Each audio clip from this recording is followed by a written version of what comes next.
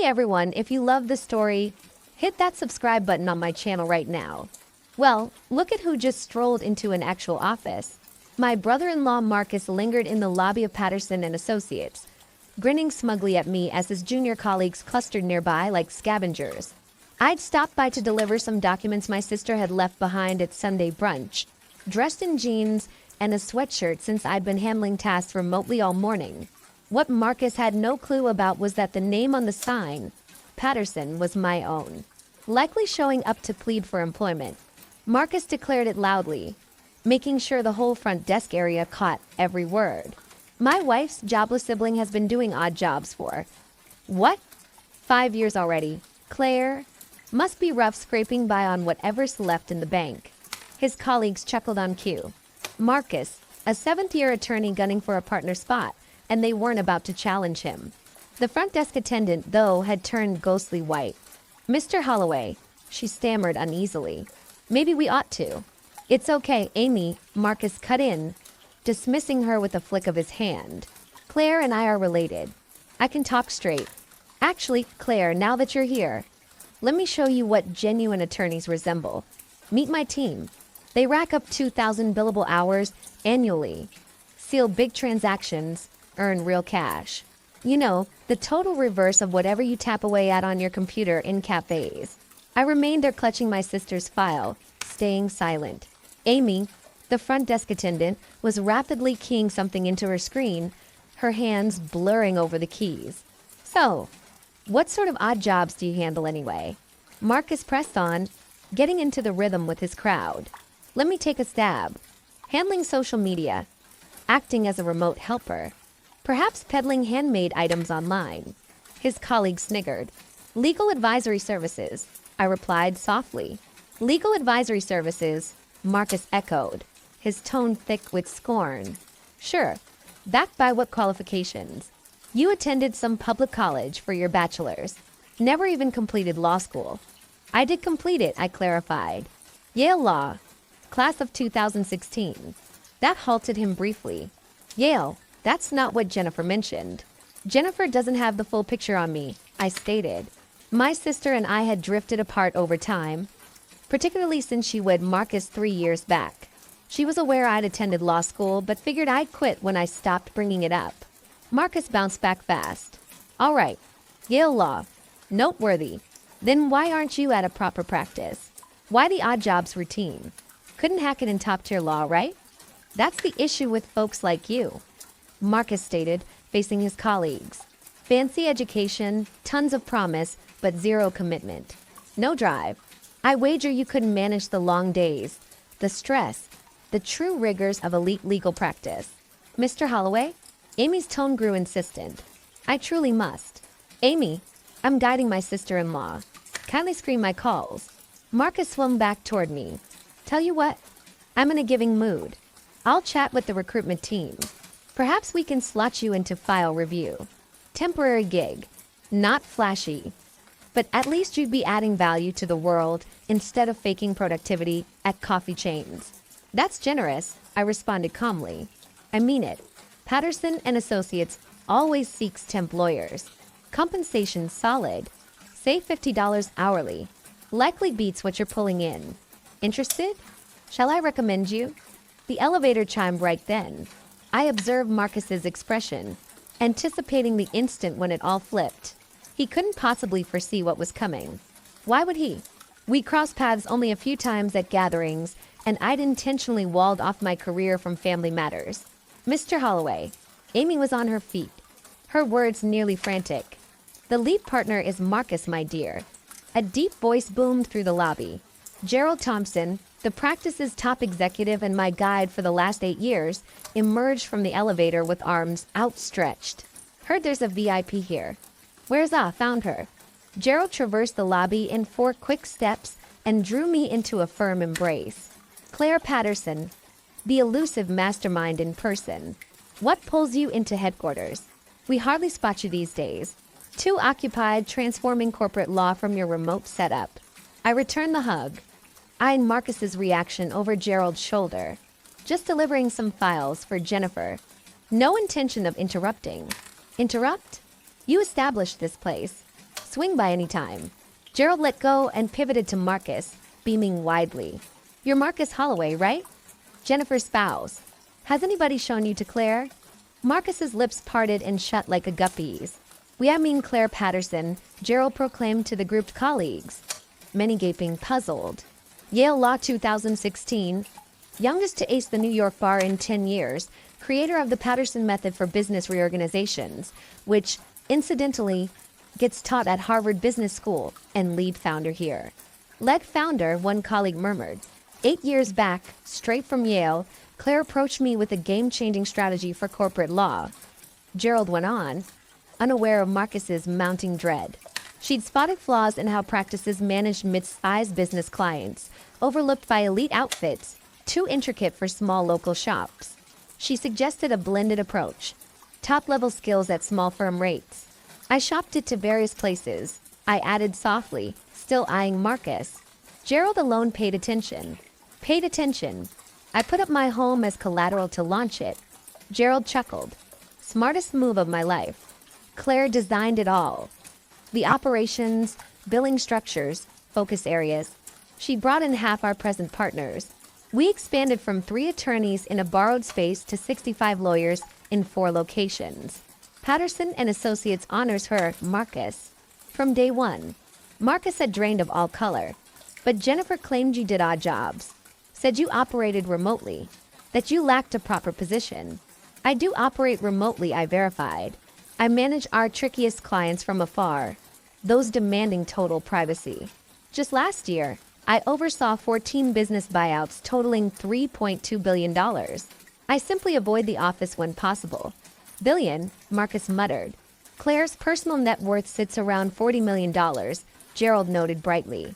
Her firm earnings share plus advisory income. She's the top-paid lawyer in the state under 40. Jennifer skipped that detail. Jennifer remains unaware, I replied. I avoid work talk with relatives. Simplifies things. Amy regained her composure. Miss Patterson. I attempted to alert Mr. Holloway. But it's all right, Amy, I assured her with a smile. No damage. Marcus was kindly suggesting file review roles. Very thoughtful. Gerald's brows arched high. File review. Claire, you haven't touched files since your second-year internship. You transformed our corporate law tactics, cited by the Supreme Court on 2 occasions. Why on earth would you? Oh, realization hit him. He glanced at Marcus. Goodness. Marcus fixed his gaze on the reception wall, where a big photo I'd oddly overlooked before was mounted.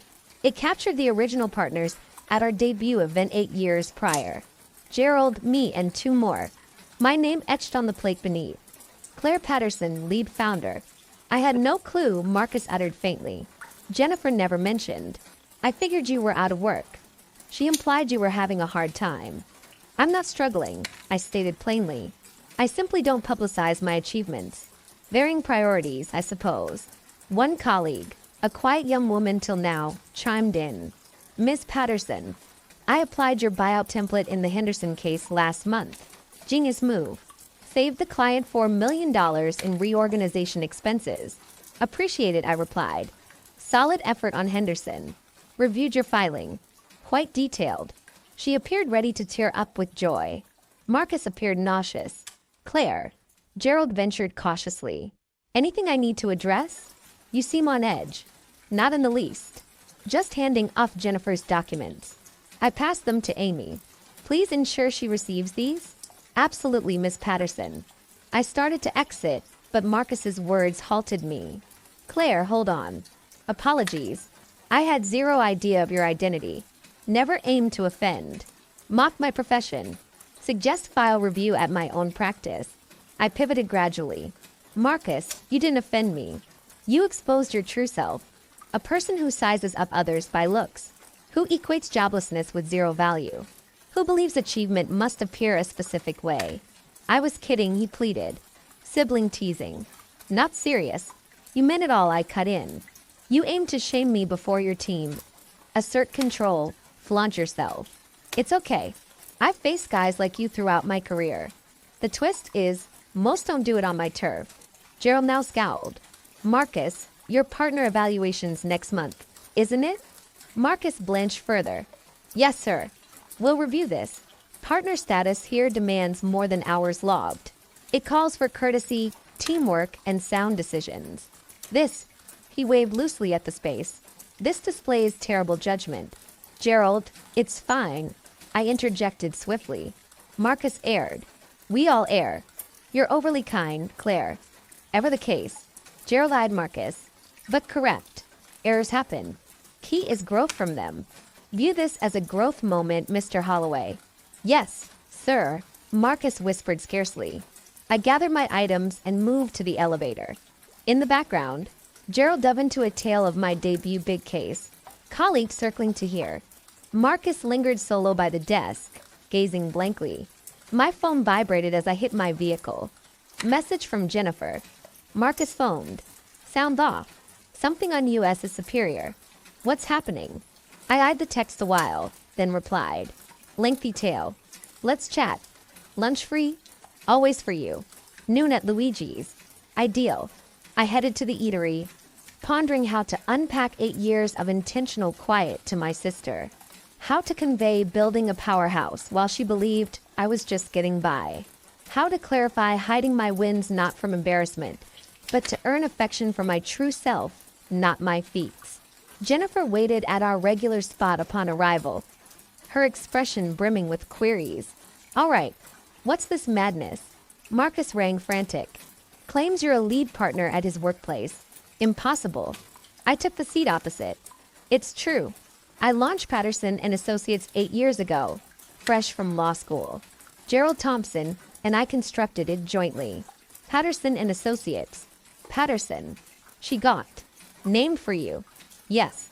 And you hit it? I attempted sharing, I said softly. Recall my Yale graduation? I mentioned launching a practice. You called it sweet, urged real-world practice first. A year on, when I raised it, you said you were pleased I'd found a distraction. Jennifer's features softened in regret. I dismissed you. Nobody believed, and that suited me. I sought purpose, not praise. Marcus claims you're worth roughly $40 million, plus or minus millions by quarter. And I pictured you in trouble. I've wired you food funds. Her tone cracked. Oh God, you've taken my food cash. You meant well, I noted. I valued the intent. It all funnels to causes anyway. Causes? She chuckled through misty eyes. As I send $200 for basics, you're steering billion-dollar buyouts. Varied forms of riches, I explained. You espouse lovely residence, fulfilling days. That's wealth too.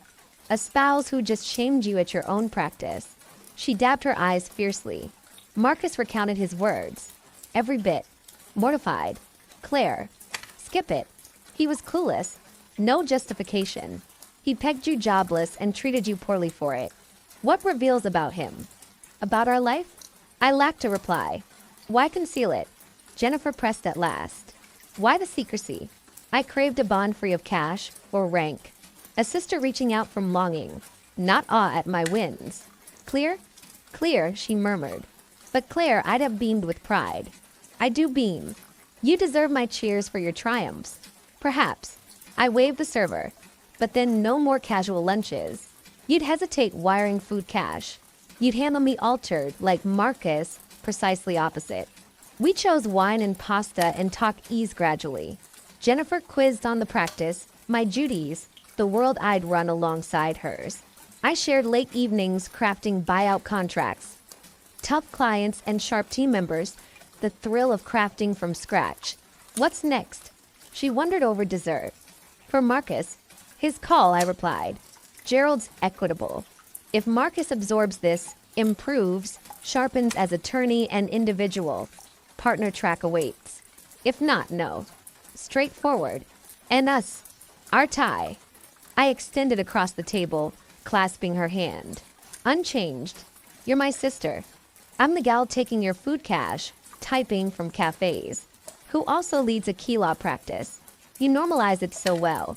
It's my everyday. Anyway, my phone pinged. Gerald's text. Marcus sent official regrets. Detailed. Lad shows promise. Plus, teams dubbing you phantom partner. Legend status. I displayed it to Jennifer. She giggled anyway. Phantom partner. Spot on. I see myself as optionally present. Claire.